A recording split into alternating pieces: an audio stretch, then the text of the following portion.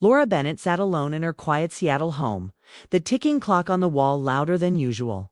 The house once felt full of laughter and warmth. But since her daughter Emily had gone off to college, the silence had become her new companion. She tried to keep busy grading papers, reading novels, tending to her small garden. But the evenings always stretched long and empty. Her phone buzzed one rainy evening while she was making tea. She glanced at the screen expecting a school notification or a spam message. Instead, it was a text from an unknown number. "Hi, Mrs. Bennett, it's Ryan. I think Emily might have left her blue sweater at your house. Could you check for me?" Laura smiled faintly. Ryan, Emily's boyfriend. She remembered meeting him a few months back when he came over before their college move. He was polite, a little shy, and had that polite attentiveness that made a mother feel her daughter was in safe hands. She quickly replied, "I'll look for it and let you know." She found the sweater later that night and sent him a message back. He thanked her, adding, "Emily will be happy. She misses home." Something about that last line made Laura pause. Most people didn't ask or talk about missing home anymore. It felt warm, genuine. She typed back, "I'm glad she's doing well. I miss her too." It was a simple exchange, the kind that should have ended there. But at DIDN single quotes did the next evening another message arrived. "Hope your week's going okay. Emily said you've been busy at the school." Laura blinked at her phone. She hadn't expected him to follow up. She hesitated, then replied, "It's been busy, but good. How are your classes going?" From that moment, something subtle began, a quiet, harmless friendship built on words. Ryan replied politely but thoughtfully, sharing that college life was loud, fast, and sometimes lonely. He mentioned how Emily was adjusting well, but often too busy to slow down. Laura understood that feeling all too well. Over the next week, their conversations grew longer. He asked her about her work as a teacher. She told him about her love for literature, how her students kept her on her toes, how sometimes she felt invisible among the chaos. He listened, or at least he wrote like someone who did. "You sound like one of those teachers people remember forever." He wrote once. She smiled at her phone for the first time in months. Their messages stayed innocent, polite, but beneath them was something Laura couldn't name. It wasn't romantic.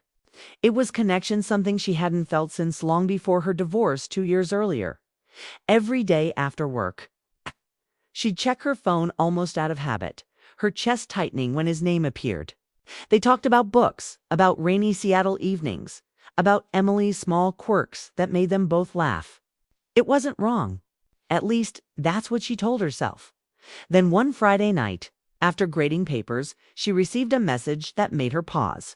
"You'll always know what to say, Mrs. Bennett. You remind me of someone who truly listens." She typed back carefully, "I think I just understand how people feel. Comes with being a teacher." "No," he replied quickly. "It's more than that. You actually care. Most people don't." Laura set her phone down, her heart unsteady. No one had said something like that to her in years. Her ex-husband, David, had been practical, distant, focused on his career. She couldn't remember the last time anyone had looked at her or spoken to her as if her thoughts mattered. She didn't reply that night, but she thought about it more than she wanted to admit. The next morning, she told herself she wouldn't text him again. It was silly, she thought, to let messages from her daughter's boyfriend matter this much. But later, when her phone buzzed again, she couldn't help but check. "Sorry if I said too much last night. I didn't mean to make things weird." Laura hesitated before replying. "It's okay, Ryan. You didn't say anything wrong." And just like that, the connection resumed, lighter this time. Easier. They started talking about movies, about growing up in small towns, about how strange it was to feel lonely even when surrounded by people. Laura realized how effortlessly she could talk to him. He was kind, thoughtful, and always knew how to respond just right. Some evenings, their chats stretched past midnight one night, after she shared how difficult the first year after her divorce had been. Ryan replied, "You deserve to be happy again. You sound like someone who gives a lot but doesn't get much back." The words hit deeper than she expected. It wasn't that he was flirting. He wasn't. It was the sincerity in his tone, the way he saw her not as Emily's mom, not as a tired teacher, but as a person. That weekend, Emily came home for a surprise visit. Laura cooked her favorite pasta, filled the house with conversation again, and felt joy she hadn't in months.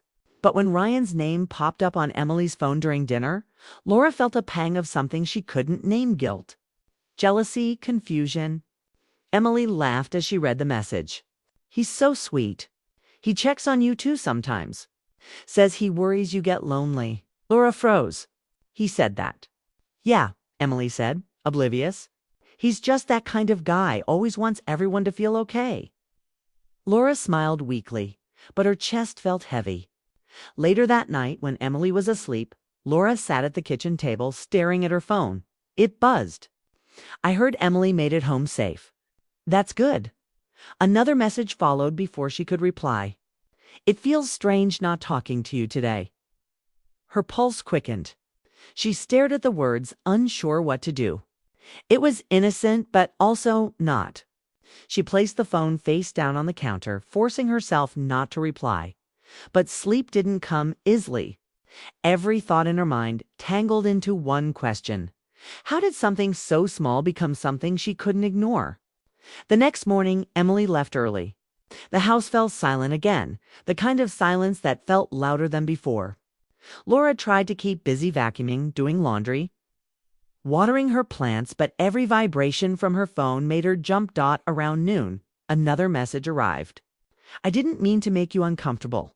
I just enjoy talking to you," she typed slowly. "You didn't. I enjoy our talks too." Then, after a long pause, she added, "But maybe we should talk less. I don't want things to feel strange." He replied almost instantly, "I understand. I'd never want to disrespect you or Emily. I just think you're easy to talk to.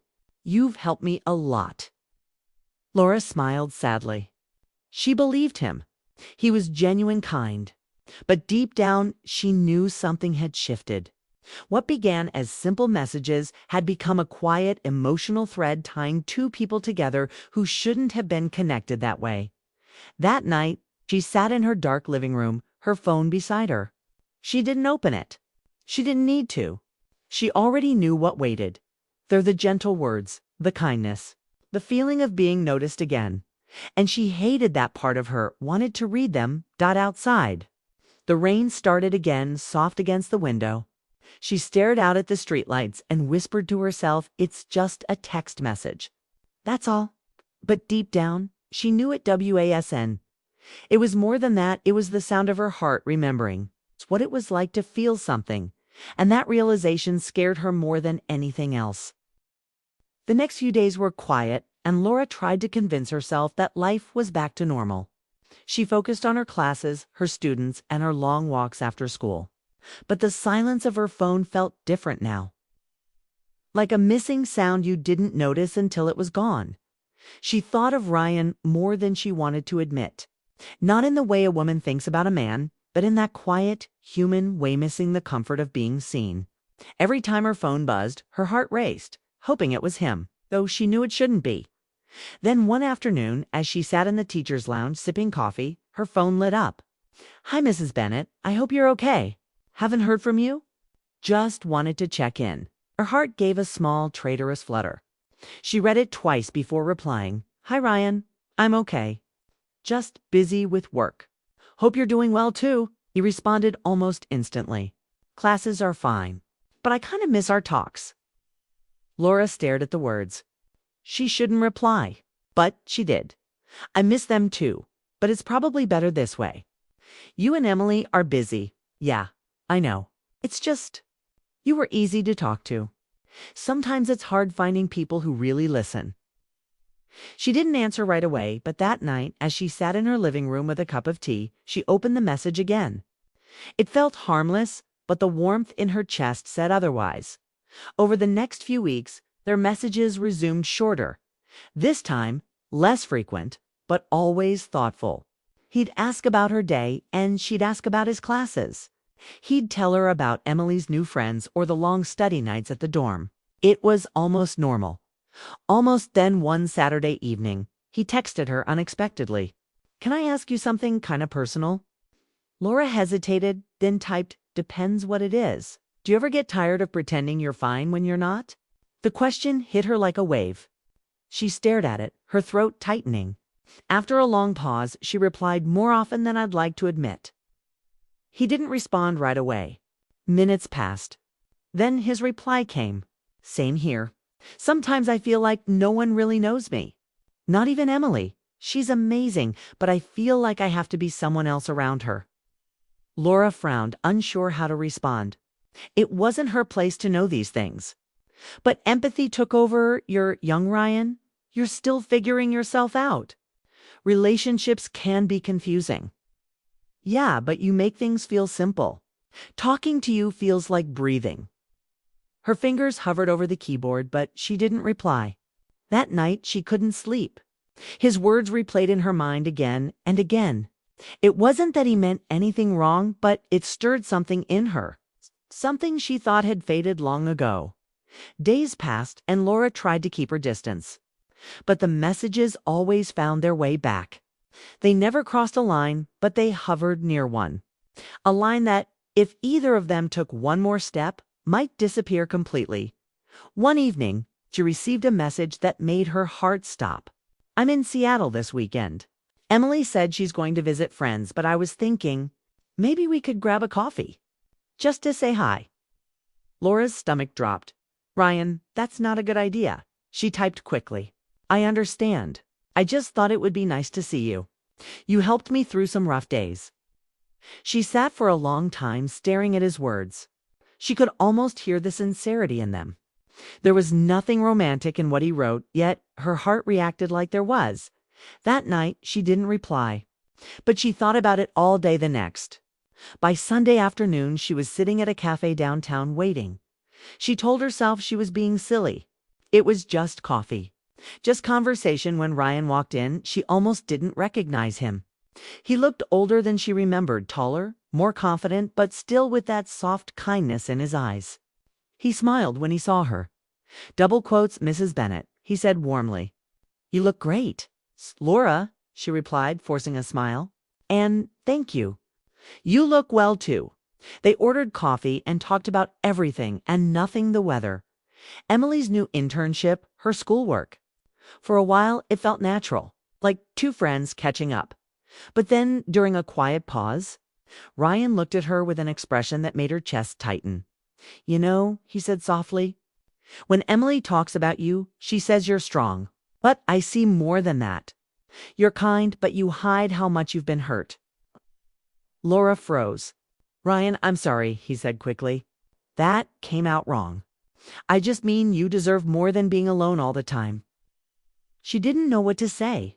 His words were innocent enough, but the way he looked at her, gentle, steady, made her feel things she didn't want to feel.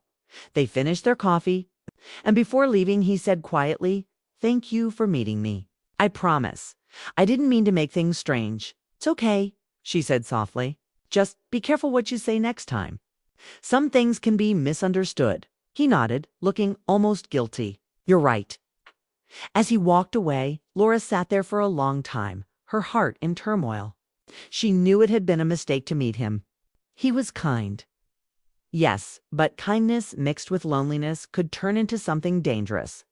When she got home that night, she deleted his messages. All of them. Then she turned off her phone and sat in silence. But the next morning, there it was, again, another text. "I'm sorry if I said too much. I'll stop messaging if that's what you want.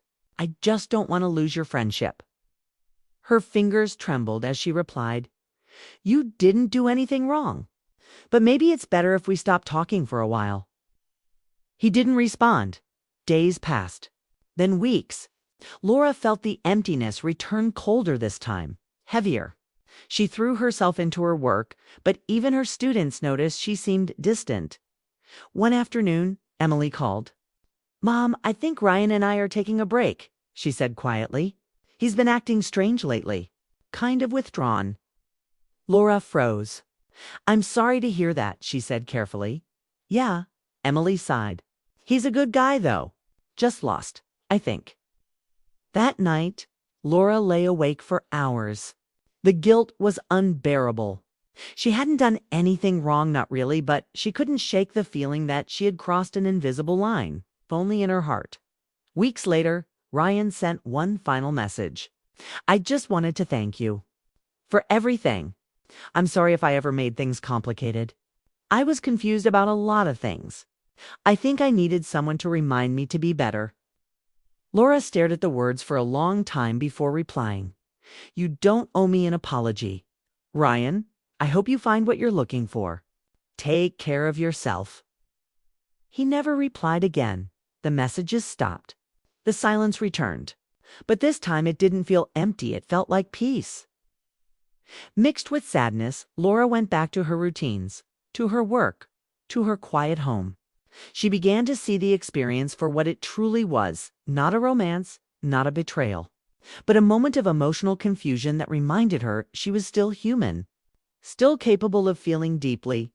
She forgave herself quietly, one day at a time. Months later, when Emily mentioned that she and Ryan had ended things for good, Laura only nodded. There was no anger, no longing, just acceptance that night. She sat by her window, watching the rain fall softly against the glass. The reflection of her own face looked calm again.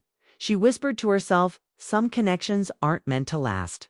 They're just meant to remind us who we are." For the first time in a long while, she meant it. Winter arrived early that year, covering Seattle in soft rain and gray skies. Laura Bennett had grown used to the quiet again. The house no longer felt heavy with memories, simply felt like home. The echoes of old messages, old feelings, and old mistakes had faded into something else. Understanding it had been months since she last heard from Ryan, Emily had moved on, busy with her senior year, and she rarely mentioned him anymore. Laura was grateful for that. Time had given her distance, and distance had given her clarity. What she once thought was connection, she now recognized as two lonely people searching for warmth in the wrong direction. Still, there were days when a faint memory would return a message, a tone in his voice. That look across the cafe tableland, she'd feel that quiet ache of what if. But it no longer haunted her. It only reminded her that she had survived something she didn't even know she needed to learn. She'd started writing again, short stories mostly for her creative writing class. Her students often laughed at how she'd describe love as the most human mistake we keep making beautifully. They didn't know she spoke from experience. One afternoon, after class, she noticed an email in her inbox. The subject line read, "Hi, from Ryan." For a moment, she froze. The name stirred something familiar, but not painful, just curious. She opened it. "Hi, Laura. I hope you're well. I just wanted to say thank you for the kindness you showed me when I didn't deserve it. I've grown up a lot since then. I'm working in Portland now, and I'm doing better. I'm sorry for any confusion I caused. You helped me see what kind of person I want to be. I'll always be grateful." Laura sat back in her chair, a quiet smile forming. She didn't reply immediately. Instead, she let the moment sink in. It wasn't the kind of message that reopened wounds, it closed them that night. She wrote back briefly, "I'm glad to hear you're doing well. Ryan, life is full of lessons, and I think we both learned something we needed to. Take care of yourself." She hit send and felt the chapter end for good. From that day forward, Laura stopped looking backward. Her heart, once tangled in guilt and confusion, began to heal in ways she didn't expect. She spent more time outdoors, started volunteering at a local library, and even reconnected with an old friend. Mark, a fellow teacher who had quietly admired her for years but never pushed Dot at first. She wasn't sure she was ready. Love had become a fragile subject. But Mark was patient. He never rushed her. He'd stop by her classroom just to bring her coffee or help rearrange bookshelves. Their conversations were simple, ordinary, safe. One afternoon, as they walked to their cars after work, Mark said softly, "You know, you've got this way of making everything feel calm, even when you're not." Laura smiled faintly. "I used to think calm meant peace, but I think it just means you've learned how to keep your heart steady even when it hurts." He looked at her thoughtfully. That sounds like something you've lived through. I have, she admitted. He didn't ask for details, and she didn't offer them. Some stories weren't meant to be retold, they were meant to be learned from. Weeks turned into months, and their friendship deepened naturally. He'd invite her to book fairs, weekend drives, or small faculty dinners. Sometimes she said yes, sometimes she didn't, but the comfort was always there. Then, one rainy Sunday morning, as she sat by the window reading, she received a text from Mark. "There's a small concert at the pier tonight. I've got 2 tickets. Would you want to go?" Laura hesitated only a moment before replying. "Sure, it's been a while since I've gone out." That evening, they stood beneath twinkling lights by the waterfront, listening to soft jazz drifting from the stage. The sound of rain on the water mixed with the faint laughter of people nearby. For the first time in a long time, Laura didn't feel out of place as the music slowed. Mark glanced at her and said gently, "You've been through something, haven't you? Something that made you careful." She nodded. "I guess I learned that connection can feel right and wrong at the same time. And now?" he asked. "Now," she said, smiling softly, "I'm learning that sometimes it's okay to start over." He nodded, understanding her silence more than her words. He didn't reach for her hand. He didn't need to. That night when she got home, Laura sat by her window again, watching the city lights blur in the rain. She thought about everything that had happened, the loneliness, the messages, the guilt, the lessons. She finally understood what had gone wrong. She had been searching for validation, not love. Ryan hadn't awakened her heart. He had simply reminded her that it still existed. And that reminder, painful as it had been, was something she was now grateful for. Months later, Emily came home for a visit. She was older, more mature, and talked openly about her past. One night over dinner, she mentioned Ryan again, casually. "He's dating someone new," Emily said, smiling faintly. "We're still on good terms. I think we both grew up a lot after everything." Laura nodded, feeling only peace. "That's good. People come into our lives for a reason, even if it's not forever." Emily grinned. "You sound like one of your novels." Laura laughed softly. Maybe I'm finally starting to understand my own stories." Later that night, after Emily went to bed, Laura opened her old phone gallery and scrolled back through the pictures of family, of her school, of sunsets she'd once shared with someone through a screen. Then she deleted the few she'd kept from that time. It felt right. The next morning, she woke to sunlight streaming through the blinds. She brewed coffee, opened her window, and let the fresh air fill her home. The heaviness that had followed her for so long was gone. She didn't need closure anymore. She had peace. Spring came, and Laura's life began to bloom again. Her students adored her more than ever, drawn to the warmth in her teaching. She started a community writing club at the library, where adults came to share stories of love, regret, and second chances. Each week she listened, encouraged, and sometimes shared bits of her own heart too carefully. Quietly, one evening after a meeting, Mark offered her a ride home. As they pulled up to her house, he said gently, "You've changed since I met you." She smiled, hopefully for the better. "For the real," he said simply. "Sometimes that's better than perfect," she laughed. "That's something I tell my students all the time." He smiled back. "Then I guess I'm a good student." It wasn't a confession or a promise. It was something softer, steadier. That night, Laura stood at her doorway, watching him drive away. For the first time in years, she didn't feel like she was waiting for anything. Not a message, not an apology, not a sign. She was simply living. Months later, she sat by her window again, this time with a notebook open on her lap. She began writing a story about a woman who mistook loneliness for love and guilt for passion, but found her way back to herself as her pen moved across the page. She realized something profound. Sometimes love doesn't arrive to states, arrives to teach. And when it leaves behind something better than romance wisdom, empathy, and the courage to start again. Laura looked up from her notebook and whispered softly to herself, "Thank you, Ryan, not for the pain, not for the confusion, but for the lesson that had finally set her free." She closed the notebook and smiled. The kind of smile that comes after understanding, after forgiveness. After peace, outside the sky cleared. And the rain stopped. For the first time in a long time. Laura didn't feel like a chapter had closed. She felt like a whole new story was just beginning.